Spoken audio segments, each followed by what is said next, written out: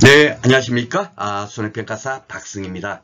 자, 오늘은 그 상법보험편, 실력 따지기 강의 시작하기 전에 오리엔테이션 시안을 먼저 만들어 보았어요. 왜냐면은, 재배학이라든지 농업재보험 법령 같은 경우는, 특별하게 오리엔테이션 없이 시작하더라도 공부 방법만 제가 안내해 드렸으니까 그것만 하더라도 충분하게, 되겠는데, 상법보험편에 대해서는 사실 어느 정도 여러분께서 어떤 큰 기준을 알고 있는 상태에서 공부하는 거랑 없는 거랑 너무나 큰 차이가 있거든요. 그런데 일반 시중에서 이 내용을 설명하지 않고 그냥 무작정 복귀점을 가지고 대부분 강의를 하고 계세요. 그렇게 하다 보니까 그것은 뭡니까?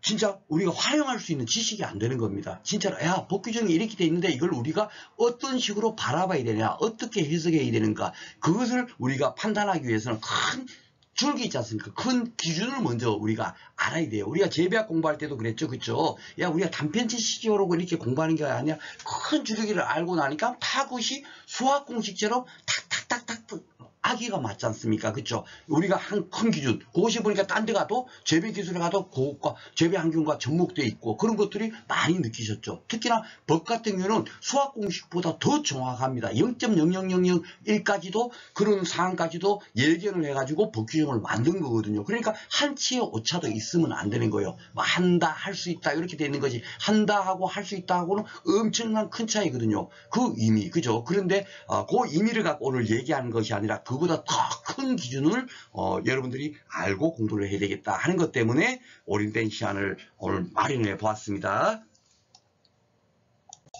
자, 오늘 뭡니까? 여러분들한테 큰 기준을 한번 알아야 된다 하는 것이 바로 요 내용이에요. 요 그림이 뭐냐면, 제가 뭡니까? 상법보험편 교재, 표지에 있는 그 내용 그대로 제가 이제 오래 붙이게 한 건데, 이 의미가 뭐냐면요. 여러분들 제가 하나 이제 여쭤보자면, 법에 만약에 어떻게 규정되어 있는 내용이 있어요. 그러면 그 규정하고, 일반 계약서상의 내용하고, 좀 상반돼요. 예, 그러면은 어느 것이 우선하겠어요?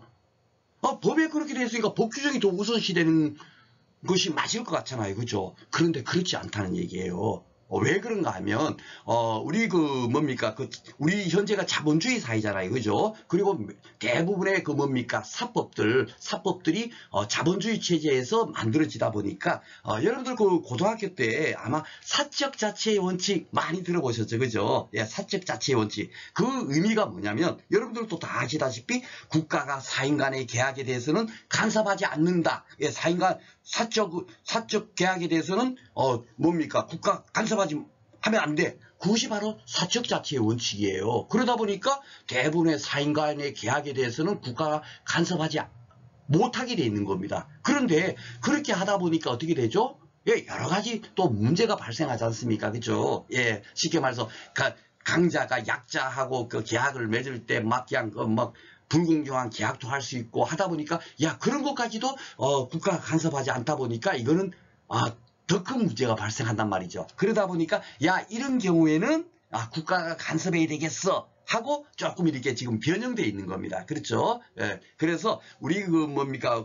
상법보험편도 사법 중에서, 예, 사법의 특별법이죠. 그죠? 예, 특별법이에요. 상법. 그 상법 안에 보험계약법이 관에 이제 포함이 되어 있습니다. 그러니까, 사법의 특별법이다라고 생각하시면, 결국 이것도, 사법이잖아요. 그죠? 사법이다 보니까 국가가 가능하면 간섭을 하지 않는 거예요. 그래서 제 요 그림을 이제 설명을 드리면, 상법에는 많은 우리가 이제 공부할 내용이 한 50여 개 조항밖에 안 됩니다. 시험 범위에 있는 거. 그런 50여 개의 법규정을 공부를 함에 있어서도 그 법규정이 다 뭐다? 하면은 대부분의 임의 규정이에요. 이 강행 규정은 별로 없습니다. 우습죠. 그죠? 그러니까 쉽게 말해서 우리가 여기 보면은 제가 뭐라고 돼 있나요? 보험 약관이요 돼 있죠. 그죠? 예, 우리가 2차 시험이 공부하는 게 바로 이 보험 약관을 공부하는 겁니다. 계약서. 보험 사고 이런 경우면 보상해 줄 거야. 이런 사고에 대해서만 보상을 내줄 거야. 이런 경우에는 보상 안 해준다. 책임은 언제부터 우리가 그 보험 사고에 대해서 책임 져줄 거야. 보험 계약했더라도 그때부터 책임 안 질 거야. 이런 식의 모든 내용들을 다 약관에다 다 집어넣어 놨어요. 예. 그러니까 이 약관의 내용이 뭡니까? 상법의 임의 규정보다는 더 우선하게 되는 겁니다. 이 기준을 여러분께서 알고 계셔야 돼요. 그러니까 대부분은 그러면 임의 규정을 왜 있냐 하면은 쉽게 말해서 사인 간의 계약을 여러분들 뭐 계약서를 쓰지 않습니까? 계약서를 썼는데 어떤 내용 어떤 상황에 대해서는 야 이렇게 한다는 것을 만약에 뭡니까 정하지 않고 계약을 맺을 수가 있잖아요. 그죠? 그럴 때는 뭐가 적용되겠죠? 그렇죠. 그럴 때 임의 규정이 적용되네. 만약에 그 계약서상 내용이 없을 때, 야, 그러면 상법에 이렇게 정해져 있으니까 그대로 따르는 거. 보충적인 역할만 하는 겁니다. 아셨죠? 그리고 또 하나는 이런 약관을 정함에 있어서 어떠한 준거 기준은 될 수 있겠죠. 야, 이렇게 합니다 하고 돼 있으니까 그걸 참조해가지고 약관이 만들어졌겠죠. 그렇죠? 그런데 100% 요걸 100% 뭡니까? 그대로 적용하지 않아도 돼요. 왜냐면은 상법에는 보면 대부분 그 임의 규정이 당사자 간에 다른 약정이 없다면 뭐 하고 이렇게 돼 있어요. 예, 그게 다 임의 규정입니다. 약정이 있으면 이 약정에 따르고 약정이 없을 때 당사자 간에 다른 약정, 이 약간의 그 기술된 내용이 없는 경우에는 상법 보험편의 규정을 따른다. 그 의미가 그거예요. 그런데 당사자 간에 다른 약정이 없으면 그것이 없더라도 임의 규정이 또 많이 있습니다. 그래서 그런 부분은 제가 그 법조항 한 개 한 개씩 거의 이제 대부분 강의를 진행할 텐데 그럴 때 따로 설명을 해드리겠고 오늘은 여러분들께서 우리가 상법보험편을 배우는 것이 대부분 무엇을 배운다? 예, 바로 요겁니다. 예. 그 농작물 재보험 약관은 강행 규정에 위반되지 않는 한은 임의 규정보다 더 우위에 있다. 라고 요거 하나만 여러분께서 기억을 해주시면 좋겠습니다. 자, 그리고 요걸 뭐 오늘 오리엔테이션 이렇게 하다 보니까 간단하게 그러면 우리가 죄송합니다. 상법보험편이 어떻게 이제 돼 있나 하면은 638조부터 664조까지가 보험계약법 통치라고 해갖고 보험은 손해보험도 있고 인보험도 있잖아요. 그죠? 그런데 우리는 시험 보면 인보험은 안 나와요. 예, 손해보험만 나옵니다. 그렇지만 인보험하고 손해보험하고 공통적으로 적용되는 법조항이 바로 이 부분이에요. 이 부분이 보험계약법 통치라고 하는 겁니다. 그렇지만 인보험과 관련해서는 크게 신경 안 쓰셔도 돼요. 제가 따로 법조항 하나하나 강의 진행하면서 필요한 내용만 간단하게 제가 언급을 하도록 하겠습니다. 그리고 665조부터 682조까지는 이제 손해보험에만 적용되는 법조항 있죠. 예, 그것을 갖고 손해보험 통치기라고 하고 그리고 그 다음에 이제 손해보험 강론이 나올 거고 보험계약법에는 그 다음에는 또 인보험 있죠. 인보험 통칙이 있고 인보험도 가칙이 있겠죠. 그죠? 인보험도 보면 상해보험도 있고 질병보험도 있고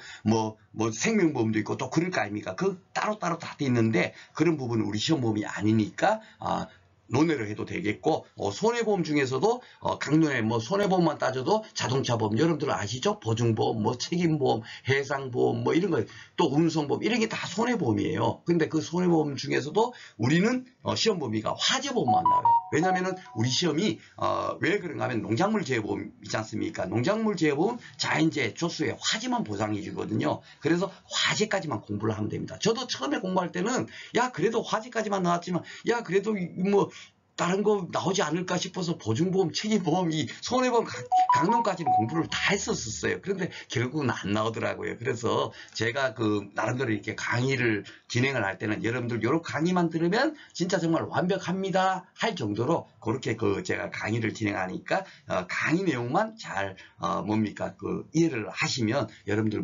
실수만 하지 않으면 제가 장담드리지만 100점 맞는 데는 전혀 문제가 없다라고 말씀을 드리겠습니다. 그래서 양이 별로 많지가 않는 거죠. 그렇죠? 50개 법조항에서 출제가 되고 있다요. 제가 공부 방법론에서 말씀드렸고 그리고 이제 오늘 이제 오리엔테이션 시간이다 보니까 여러분께서 요 구조는 꼭 알고 계셔야 되겠습니다. 중간중간에 제가 법조항 설명할 때 쉽게 말해서 타인을 위한 보험 구조에 가면 제가 요 내용을 새로 한번 설명할 거예요. 그런데 우리가 시험 문제가 25문제가 나오잖아요. 실제 말에 타인을 위한 보험이 거의 해마다 한 문제 정도밖에 출제가 안 돼요. 그 법규적 문제로는 한 문제 정도밖에 출제가 안 되지만 그 타인을 위한 보험의 구조를 모르면 풀 수 없는 문제가 5문제 정도 돼요. 다 그 구조로 해갖고 타인을 위한 보험의 구조로 해갖고 사용도 나오고 다른 법조항이 있더라도 그렇게 나오거든요. 그래서 그 구조도 미리 한번 살짝 우리가 맛보기로 봐야 되겠다. 그리고 절대적으로 인보험과 관련되는 걸로 나오지 않고요. 사례형으로 나오더라도 손해보험 무조건 넣고 손해보험 계약 구조로만 출제가 됩니다. 그러니까 이 구조를 아셔야 되겠고, 또 하나는 뭐냐면 우리가 화재보험까지만 공부를 시험 범위라고 했잖아요. 그죠? 그러니까 시험 문제도 무조건 넣고 뭐가 나오면 화재보험과 관련된 걸로만 그 사례형으로 나오고 있지 다른 거는 전혀 나오지 않고 있습니다. 그래서 그 틀만 정확히 한번 우리가 그 이해를 하면 되겠고, 나머지 뭐 간주한다, 추정한다, 뭐시 해지, 의미 차이, 무효와 취소의 차이라든지 이런 것에 대해서는 해당 법 규정에 가서 제가 상세하게 설명하도록 하겠습니다. 그러니까 계약 구조가 어떤가? 예, 손해보험입니다만 우리는 보험 계약 구조, 인보험, 이거는 여기 제가 인보험이라고 되어 있지만 이거 여러분께서 일단 무시하셔도 돼요. 아셨죠? 무조건 놓고 손해보험의 계약 구조로만 출제가 되고 있다 하는 점 아시면 되겠고, 한번 보겠습니다. 그러면 보험이 어떻게 계약되냐면은 보험회사가 있을 겁니다. 보험회사를 보험자라고 한다. 요거 여러분들 알고 계시고, 그리고 계약자가 한 명이 아니죠. 그렇죠? 만약에 보험사고 나면 1억이 보험금을 탈 수 있는 보험을 가입하려고 하는데 한 명밖에 없어. 그러면 어떻게 되죠? 보험료도 1억을 내야만이 그것이 계약이 승소되겠죠. 예, 뭐 10만 원만 받고 그 한 건을 유지하기 위해서 그 보험회사가 그걸 하겠어요? 야, 10만 원 받았다 사고 나면 1억을 줘야 되는데 안 되겠죠. 그러니까 다수의 사다가 당연히 필요할 겁니다. 다수의 보험계약자가. 그렇죠? 그러니까 이렇게 다수의 보험계약자가 있는 거예요. 그러다 보니까 뭡니까? 그 계약서가 미리 정형화된 거. 야, 언제부터 이게 보장을 해줄 거야. 야, 이런 경우에는 보장 안 해준다. 뭐 이런 거 있지 않습니까? 그렇죠? 그런 모든 보험과 관련된 그런 계약에 관련된 것을 다 약관을 미리 일적으로 만들어 놨다가 수만 명, 수십만 명 이 사람들하고 똑같은 계약서 가지고 보험을 계약을 하는 거예요. 그걸 갖고 부합 계약이라고 하는 겁니다. 그래서 이 보험 약관 갖고도 따로 그 한 강의로 공부를 할 거고, 보험 계약이 언제 성립하느냐 이거 갖고 한 강의로 할 거고, 또 보험료 납입을 안 했을 때는 어떻게 하는가 이런 걸 갖고 또 한 강의로 진행할 거고, 다 그렇게 하는 거예요. 또 보험금 지급과 관련해서 그럼 보험금 지급은 어떻게 될 때만 보험금을 지급하는가, 그런 것이 다 지금 현재 상법보험편에 다 돼 있지 않습니까? 그런 걸 갖고 한 강의로 다 공부를 할 거예요. 그래서 오늘 이런 내용에 대해서는 크게 걱정하지 않으셔도 되겠고, 보험회사와 계약자가 있고, 그리고 또 한 명이 또 더 필요해요. 예, 뭐냐면 피보험자가 있죠. 예, 쉽게 말해서 이 피보험자가 뭐냐면 소유권을 갖고 있는 거. 예, 인보험은 일단 논외로 하고요. 예, 그 손해보험은 물건을 보험의 목적으로 해서 계약을 하는 거거든요. 자동차 보험을 들면 자동차가 사고가 났을 때, 피해가 났을 때 보험금이 지급받기 위해서 자동차 보험을 들 거 아닙니까? 그죠? 그러니까 다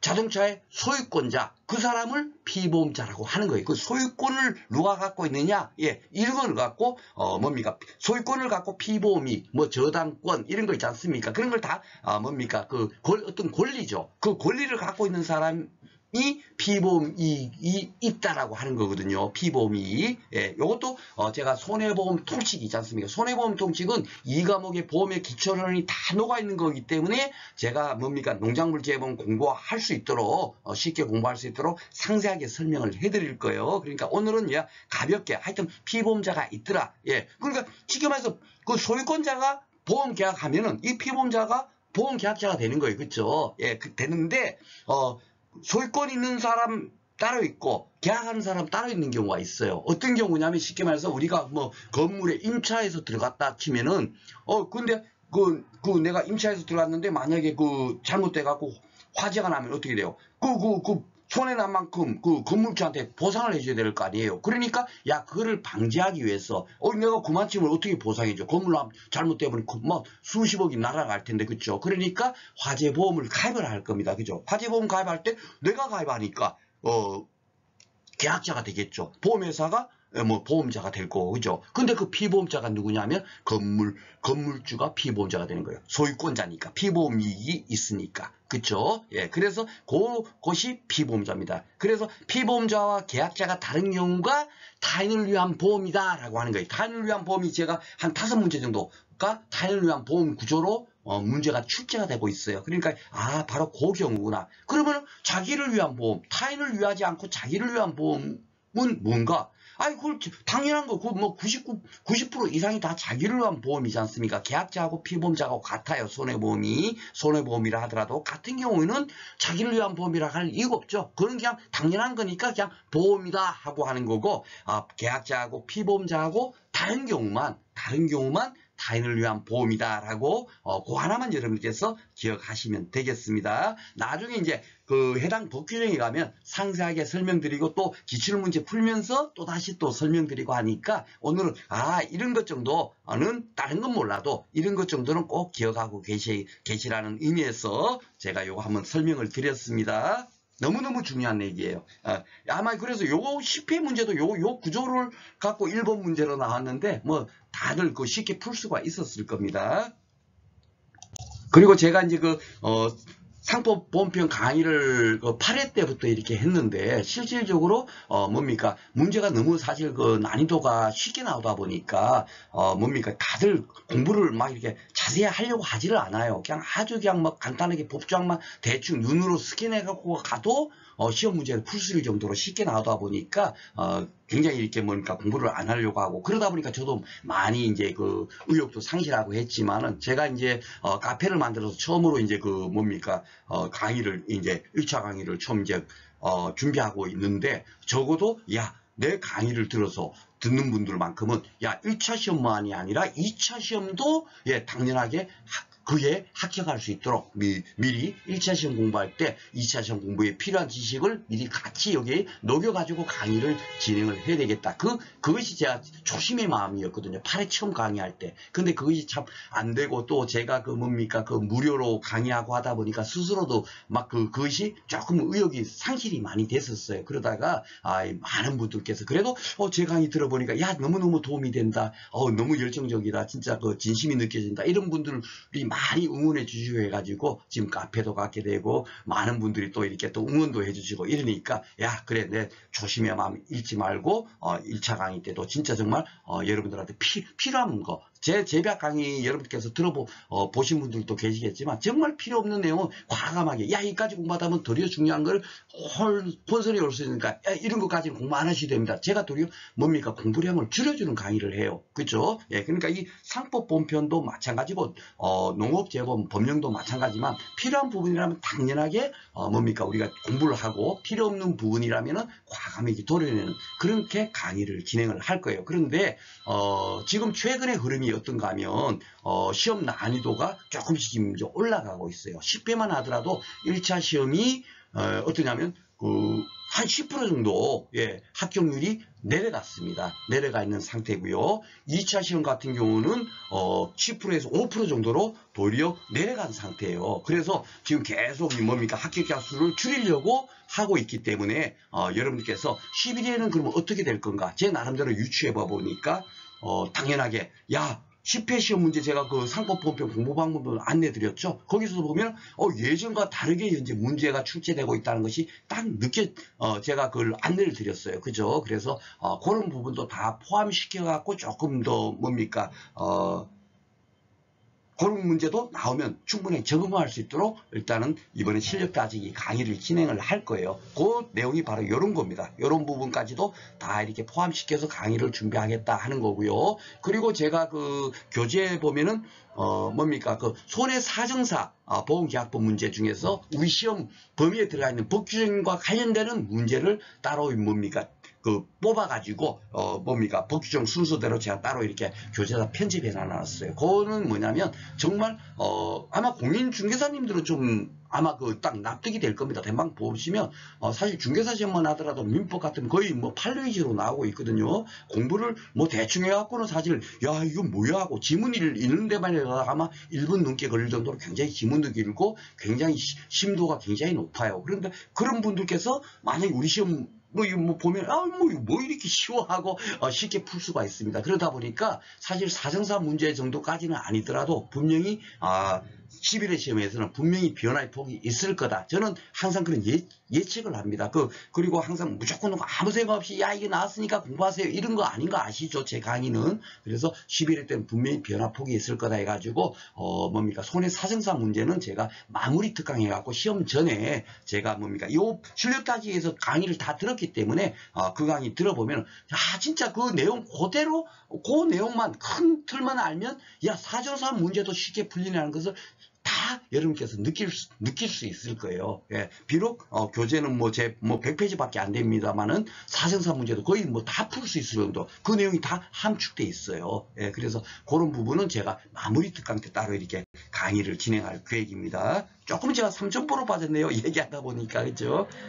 뭔 거를 특별하게 뭘 해야 되겠다 이런 설명도 없이 슬라이드 몇 장 만들어갖고 그냥 슬라이드 보면서 얘기하다 보니까 조금 제가 이렇게 강의 기법이나 이렇게 좀 부족한 게 좀 있습니다. 여러분들 그런 좀 이해를 해주시기 부탁드리겠습니다. 그래서 이제 강의는 하여튼 법규정대로 50개 법조항밖에 없으니까 법규정 순서대로 제가 만약에 7강을 하면 그것이 아마 여러분들 11회 시험에서 7번 문제로 나올 확률이 거의 50%예요. 예, 그 7번 문제 안 나오면 6번이나 8번 문제 반드시 나옵니다. 뭔 얘기인지 아시죠? 그렇게 생각하시고 공부를 하시면 돼요. 25강이면 딱 정확하게 제가 강의한 데서 강의한 내용이 아닌 다른 문제가 나왔다 하면 제 손에 장을 지질 정도로 내용만큼은 제가 강의 능력이나 이런 부분은 좀 어눌해 가지고 좀 전달도 좀 못하고 이런 부분이 있지만은 그 내용만큼은 여러분께서 재비학은 제가 좀 전문가가 아닙니다 하고 미리 말씀드리고 그래도 이렇게 공부하는 것이 어떻겠습니까 하고 했지만은 제가 상법 본편하고 농업재보험 법령만큼은 여러분들한테 정말 확신할 수 있다라고 말씀을 드리겠습니다. 그래서 강의만 들으셔도 한 번만 딱 들으시면 80명 이상은 무난하게 획득할 수 있을 거라고 생각을 합니다. 자, 그래갖고 이제 다음 시간부터 1강 보험계약의 성립헌법부터 이렇게 공부를 할 거예요. 1강 요 간단하게 설명하면 보험계약의 이의가 나올 확률이 2년에 한 번꼴로 한 문제가 나오고요. 보험계약의 성립이 매년 출제가 되고 있어요. 그러면 1.5 문제잖아요. 그렇죠? 예. 그렇다고 이걸 따로따로 해갖고 25강 말고 26강 만들고 이렇게 할 수는 없다 보니까 이렇게 해서 한 강을 이렇게 해서 진행을 한다 하는 점만 이해해 주시고 딱 봐보면 법조문도 딸랑 2개죠. 요걸 갖고 한 강의로 하는 거예요. 그런데 요거 법조문만 설명할 것 같으면 5분 안에 끝나겠죠. 그렇죠? 야, 이거 중요합니다. 이렇게 나오죠? 기출문제 풀어주고 또 하면 10분이면 끝나요. 그렇지만 그렇게 제가 강의는 진행하지 않을 겁니다. 왜냐하면 제가 재배학도 제 강의를 좋아하는 이유가 뭐냐면 전문가가 강의하는 것보다도 쉽게 설명해주고 쉽게 이해될수록 해주니까 제 강의를 좋아하는 거거든요. 예, 제가 법을 전공했습니다. 그러니까 사실 법은 제가 많이 알겠죠. 막 아는 체 하면서 막 강의하고 이렇게 할 수도 있지만 저는 도리어 재배학과 같은 방법을 할 거예요. 왜냐하면은 법을 대부분 이제 그 상법 본편 공부하시면 어느 정도 경륜이 있는 분들은 공부를 이렇게 막 예전에 많이 하셨던 분 같은 경우는 쉽게 이해하시고 하시는 분도 계시지만 그래도 나이도 있고 이러다가 또 전공도 또 법을 전공하지 않고 전혀 다른 걸 이렇게 전공하셨던 분들은 조금 이렇게 공부하시기가 어려 하시는 것을 제가 조금 봤습니다. 교재도 다 안내되어 있는데도 이해를 잘 못하시고 이런 분들을 제가 봤어요. 그래서 그런 분들을 위해서 사실 강의하는 것이 맞거든요. 그렇죠? 그래서 제가 그 법조문이 있으면 쉽게 일상생활과 연결해가지고 사례형으로 설명도 하고 특히나 손해보험 통식 쪽에 가면은 100% 이제 농작물재보험과 관련돼 있다 보니까 농작물재보험과 관련된 사례로 설명을 해가지고 법 규정을 이해할 수 있도록 그렇게 강의를 진행할 겁니다. 아마 이렇게 이런 것과 관련해 갖고 강의 진행하는 데는 없을 거예요. 왜냐하면 손해평가사가 전문 강사로서 강의하는 거 1차 강의하는 분들이 사실 안 계십니다. 그렇죠? 예, 대충 공부하고 법규정만 대충 막 그냥 한 분들이 그냥 2차 강의를 하기 위해서 1차 강의를 같이 곁다리로 하시는 분들은 계시는데 그런 분들이 사실 손해평가사의 어떤 그런 걸 정확하게 녹여가지고 강의를 할 수 있는 능력은 되지도 않고 특히나 또 법을 종료한 분들 같으면은 저는 그 뭡니까? 오직 손해평가사 강의만 하지 않죠. 손해사정사 강의도 하고, 뭐 공무원 시험 할 때 상법 같은 거 시험 본다면 그런 것들도 강의하고 하다 보니까 오직 또 법적인 용어만 써가지고 법률적인 지식만 갖고 설명을 하다 보니까 법률적인 지식이 부족한 분들이 조금 또 강의를 들어서는 또 쉽게 이해가 안 되실 거예요. 그래서 저는 상법본편 강의, 실력다지기 강의는 정말 초심자도 쉽게 이해될 수 있도록 무엇이 중요하고 이 국정이 이런 의미구나 하는 것을 이해할 수 있도록 그렇게 강의를 진행하도록 하겠습니다. 자, 오늘 이렇게 오리엔테이션 시간에 귀중한 시간을 할애해 주시고 이렇게 청취해 주신 거 진심으로 감사드리고요. 저 또한 25강 마칠 때까지 정말 박승희 강의는 뭔가 다르구나 하는 것을 여러분께서 느낄 수 있도록 저 또한 최선을 다해서 강의를 준비하도록 하겠습니다. 감사합니다.